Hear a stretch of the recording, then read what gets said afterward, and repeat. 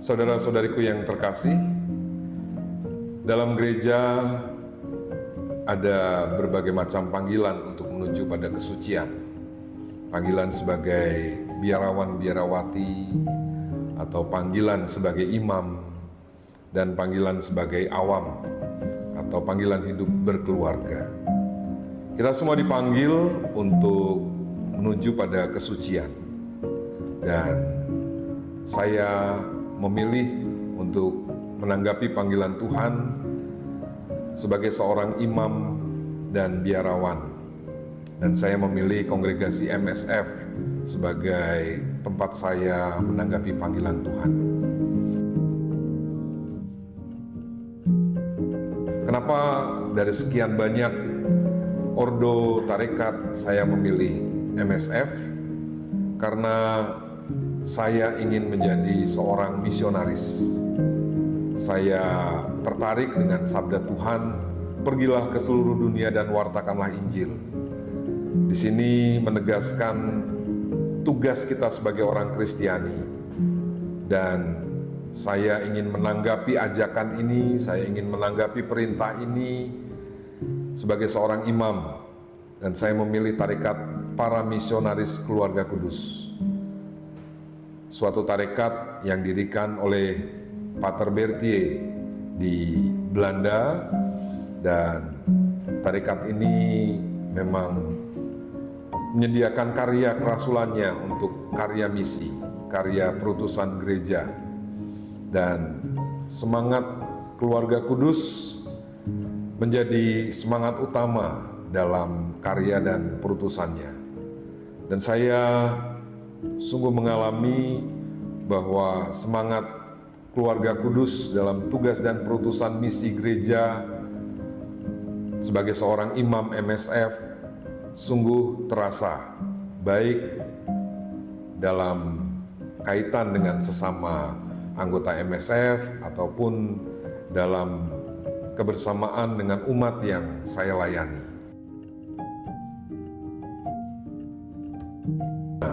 Saya punya kesempatan besar untuk mewartakan Kristus dalam karya-karya saya dengan cara yang sangat sederhana, dalam suasana kekeluargaan, dengan menghadirkan Kristus sebagai pusat, dengan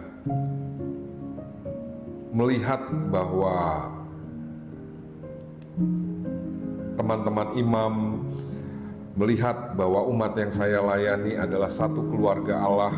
Di situ saya dengan sederhana bisa tidak hanya bicara tentang Yesus, tetapi juga menghadirkan Yesus yang selalu terlibat dalam hidup kita, yang memanggil kita pada kesucian, yang memanggil kita untuk terlibat dalam karya-karya keselamatannya di zaman ini. Dan saya sungguh bahagia menjadi seorang imam MSF. Saya sungguh bahagia menanggapi panggilan Tuhan dengan jalan sebagai seorang imam MSF. Dan saya juga mengajak kita semua berbahagia sebagai misionaris, karena semua orang yang dibaptis punya tanggung jawab untuk mewartakan bahwa Allah yang kita imani adalah Allah yang hidup, Allah yang hadir, Allah yang bukan hanya dibicarakan tapi juga dialami dalam kekeluargaan, dalam semangat familiaritas, dalam semangat persaudaraan, sebagai satu keluarga Allah. Itulah sebabnya kenapa saya ingin menjadi seorang imam misionaris, dan kongregasi yang saya pilih adalah misionaris keluarga kudus. Tuhan memberkati. Para suster, bruder, frater, ibu, bapak, saudara-saudari, anak-anak sekalian yang dikasihi oleh Tuhan. Kalau berbicara soal kehidupan panggilan menjadi seorang imam, biasanya hal pertama yang ditanyakan tuh motivasi awal. Dulu kok pengen menjadi seorang imam itu kenapa?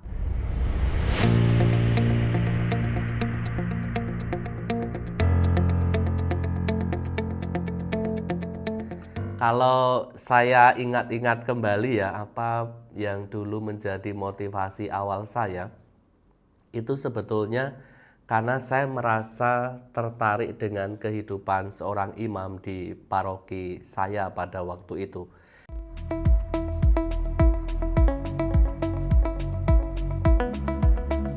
Dan saya lahir dari keluarga Katolik tentu saja, dan ayah dan ibu saya itu cukup rajin untuk berdoa dan juga tidak melewatkan misa di hari Minggu terutama.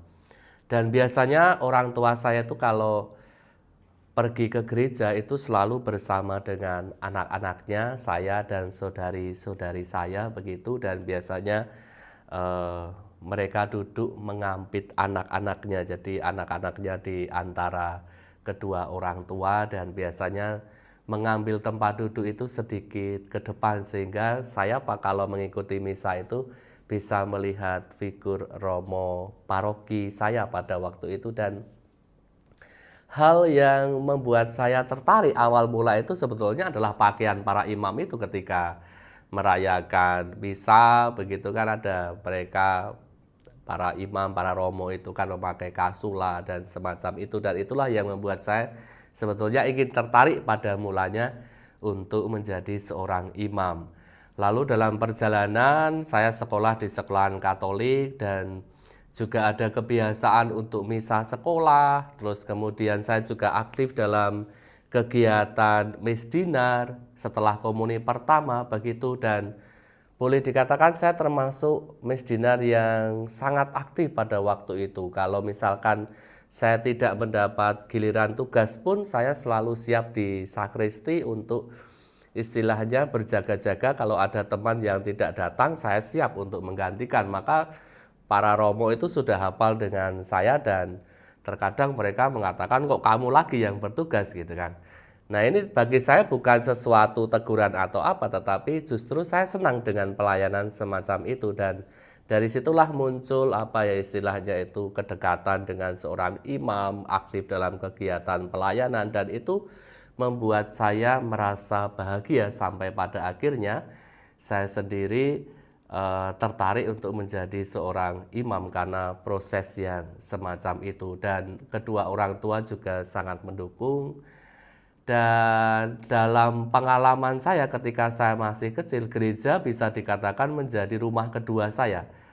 Saya itu kalau pergi keluar atau bermain dan lain sebagainya itu selalu harus izin. Aturan dalam keluarga saya seperti itu. Tetapi kalau ke gereja itu bahkan tidak izin pun, sejauh orang tua tahu bahwa saya itu ke gereja, orang tua tidak pernah marah dengan hal itu. Jadi ibaratnya gereja adalah tempat teraman bagi saya pada waktu saya masih kecil. Jadi itu yang membuat saya merasa begitu dekat dengan kehidupan gereja sampai pada akhirnya saya memutuskan untuk masuk seminari dan akhirnya ditabiskan menjadi seorang imam dan lain sebagainya.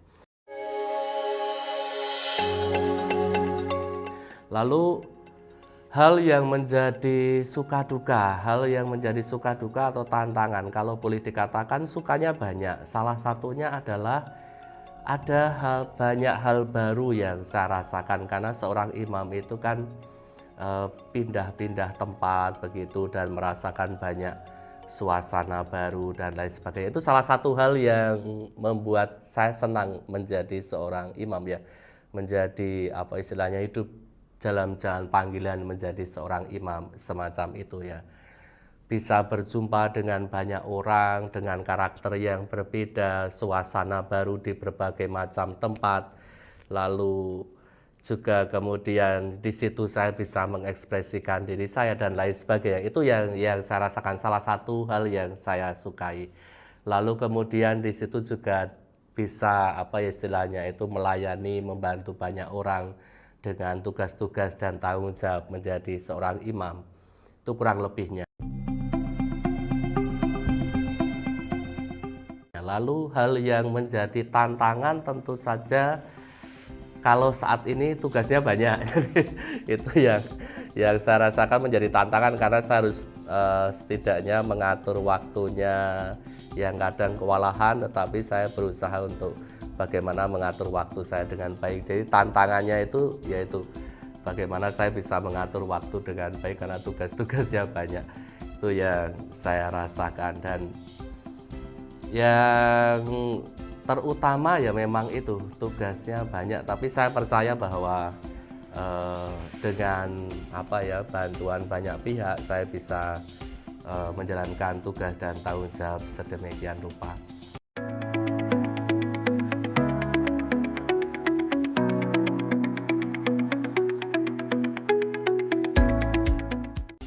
Lalu untuk anak-anak muda khususnya di Paroki Rawamangun, kalau Anda itu suka tantangan, hidup Anda suka tantangan, Anda ingin merasakan banyak suasana yang baru, Anda ingin melayani hidup Anda, ingin menjadi lebih berarti, ayolah masuk seminari menjadi seorang imam. Ayo daftar seminari, langkah tegap maju, menjawab panggilan hati.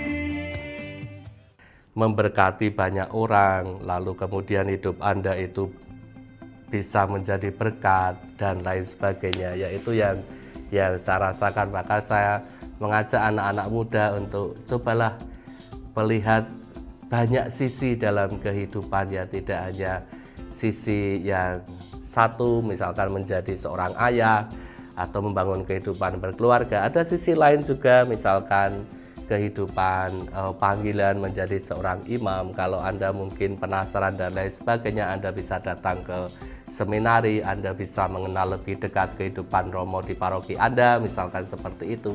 Itu tentu akan membuka banyak wawasan bagi anak muda. Oleh karena itu, jangan takut untuk mencoba bertanya dalam diri Anda, apakah Anda itu terpanggil untuk menjadi seorang imam, misalkan seperti itu. Ya, ini kan bisa menjadi refleksi bagi anak-anak muda. Oleh karena itu, jangan takut untuk mencoba hal yang baru, membuka banyak wawasan dan membuka hati pada panggilan Tuhan. Tuhan memberkati Anda semua.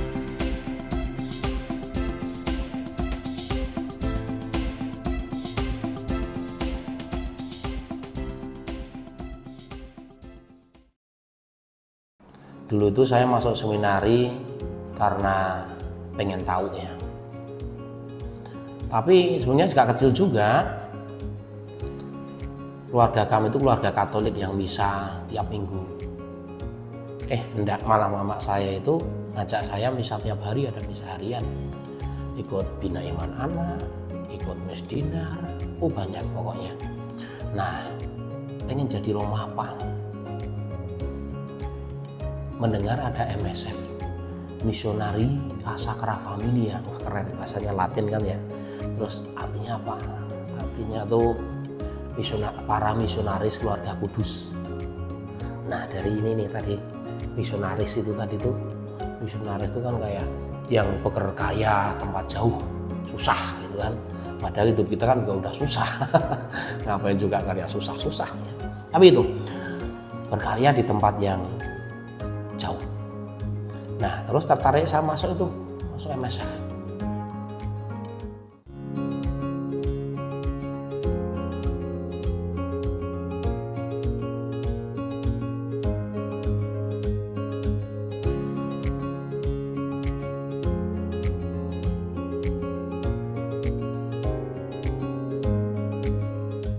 Dulu waktu saya frater pernah ditugaskan tahun 2007. Jadi frater belajar misionaris di Kalimantan Timur, Tanjung Selor, Keuskupan Tanjung Selor. Asik pokoknya sana tuh, asik. Enggak cukup itu, kemudian jadi imam 2 tahun setelah jadi imam dimasukkan sana lagi. Tapi beda, ini di kepulauan. Tadi kan di Tanjung Selor, bagian dekat-dekat hutan lah. Yang ini di kepulauan, beda lagi tuh.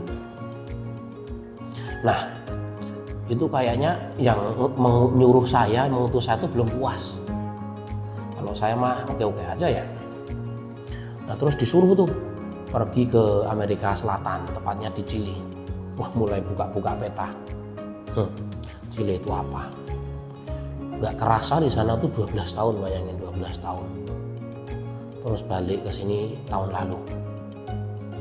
Jadi apa ya? Hidup saya sebagai imam itu banyakkan di luar Jawa. Ya, 2 tahun itu di Kalimantan, 12 tahun di Amerika Selatan.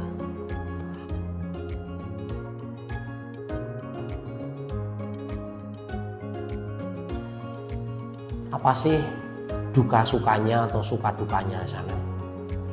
Dukanya menurut saya ya jauh dari rumah mungkin bagi beberapa orang, tapi bagi saya itu kan proses. Banyak sih orang merantau di tempat kita, dalam negeri atau luar negeri kan banyak yang orang merantau itu biasa sih sebenarnya. Dan saya keluar dari rumah sejak 15 tahun, jadi ya mungkin udah agak biasa ya.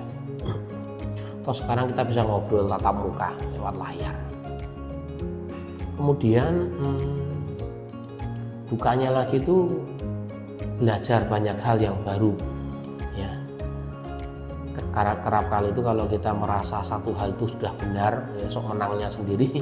Ketika ketemu orang lain, budaya lain kita jadi sok ya, tidak ada artinya kadang. Dan belajar bahasa juga butuh kesabaran ya. Pokoknya gampangannya itu kalau belajar bahasa sudah tahun ke-5, ke-6 itu sudah menguasai bahasa dan cita rasanya. Cita bahasa itu tidak cuma dibentuk dalam setahun, 2 tahun enggak, atau 3 tahun enggak. Ketika orang sudah mulai bermimpi dalam bahasa tersebut, sudah mulai. Itu menariknya. Jadi selama itu saya diutus bahasanya menjadi misionaris. Sukanya banyak sebetulnya. Sukanya itu ketemu kebudayaan yang baru, ketemu dengan kebiasaan, ketemu dengan tradisi, boleh dikatakan orang-orang baru, bahasa-bahasa baru, cara mengungkapkan, cara melihat realitas dengan cara yang baru dan berbeda, sehingga dengan demikian menjadi kesukaan bagi saya. Ketika kita bisa berkomunikasi dengan banyak orang, sebetulnya itu menggambarkan saya sendiri bisa berkomunikasi dengan diri sendiri sebenarnya. Dan saya yakin nih, ketika saya bisa berkomunikasi dengan diri sendiri juga, dengan kata lain, saya bisa berkomunikasi dengan Tuhan, atau setidaknya mendengarkan Tuhan. Karena saya mengetahui cara orang berpikir berbeda, berbahasa berbeda, budaya berbeda, melihat berbeda, itu kan udah kenal ya.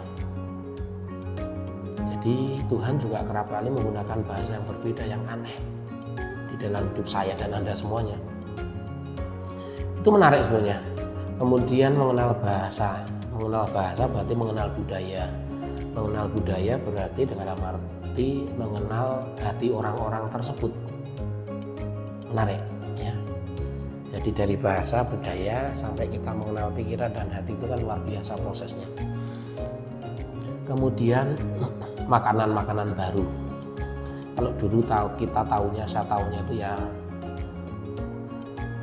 nasi, telur, tempe tahu, ya, snack, kacang rebus, ketela jagung. Itu memang enak ya sampai sekarang. Tapi ketika ketemu makanan-makanan baru yang kerap kali menurut beberapa orang, waduh, membuat sakit perut, aneh gitu. Ya, kita beradaptasi lah. Mereka aja makanan bertahun-tahun sejak nenek moyang mereka aja enggak apa-apa. Ya kan? Oke, mereka oke, dan kita juga belajar. Jadi kalau ketemu hal-hal yang baru itu, kita mempunyai pikiran positif, suatu yang menarik, kekayaan yang diberikan Allah. Hal yang menarik lainnya apa ya?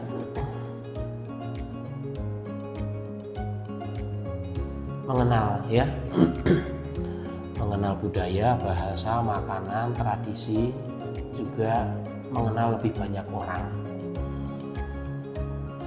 Ya, mengenal lebih banyak orang.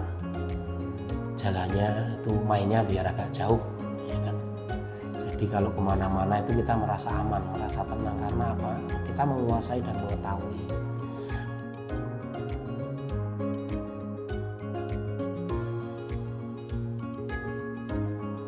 Ketika saya menjadi misionaris, ketemu orang-orang di tempat yang jauh, ya, orang-orang yang mungkin tidak mengenal Kristus, jauhnya begitu ya, atau orang-orang yang jauh karena tidak punya akses mengenai iman dan sebagainya, itu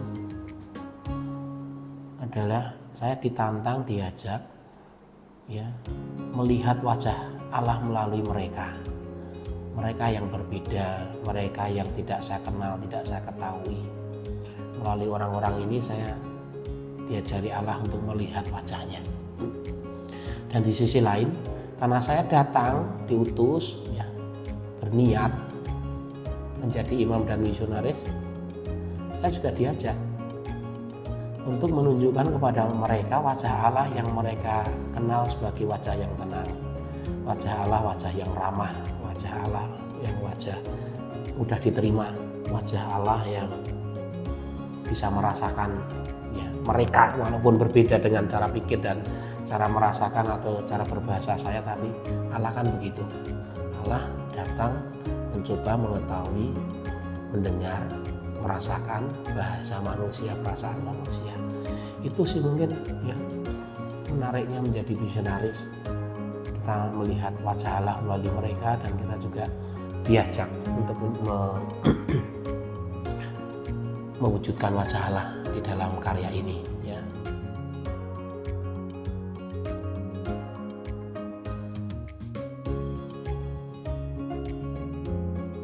Semoga kalian semuanya, terlebih adik-adik, rekan-rekan muda, atau bapak ibu, kakek nenek yang punya anak atau cucu ya, ada cara hidup yang berbeda ya. Cara hidup yang bukan hanya berkreativitas, bukan hanya yang bekerja kemudian itu kan produksi ya, menghasilkan sesuatu, mengkonsumsi, bukan hanya sekedar itu. Menjadi misionaris berarti kita juga berkarya, dan di dalam karya kita itu ada Allah yang kita tawarkan, Allah yang kita ajak duduk bersama, Allah yang kita ajak bicara, dan juga Allah yang sungguh-sungguh mengasihi Anda dan saya semuanya. Semoga Anda juga melihat itu, bahwa iman adalah kekayaan yang Yesus wariskan, dan ajaklah anak cucu Anda, teman-teman Anda untuk menjadi biarawan-biarawati, imam ataupun misionaris. Berkat Tuhan menyertai Anda semuanya.